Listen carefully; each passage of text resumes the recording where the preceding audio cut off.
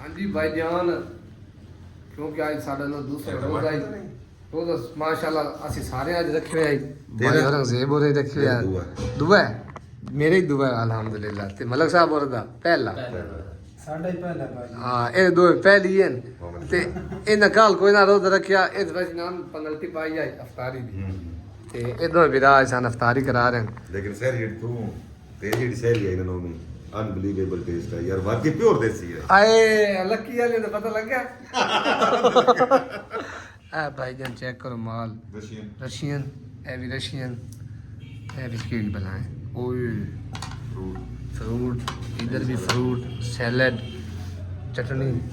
ते पानी भी है बादशाह ते दूआ जो माल है ना वो हुने आ जाना अफ्तारी दे वक्त दे टिक्के फ्राई हां आ भाई और के खावण लगन बोल चौक के मैं बस डक गया थोड़े को बैठ के किए खा सकता बोल चौक क्यों कैसे आप खावण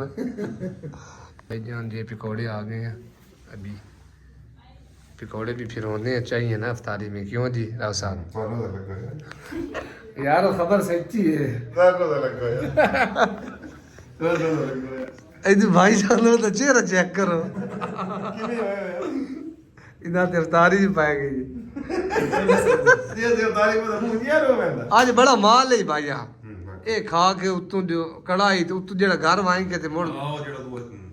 कलेजी ते नाल पराठे हबीब तू बचा के रखया है यार हबीब भाई हबीब तुसी साइड ते रहना तुसी वाले वीडियो देखने जेले सिखा चुके होना है बहुत बड़ा नाम साफी होड़ी होए हो गया यार ओ ए भाई जे नान ए कढ़ाई नहीं बड़ा है ऐसा ए नान ਇਹ ਮਰਚਾਂ ਹੈ ਦੂਆ मरचा नहीं लेना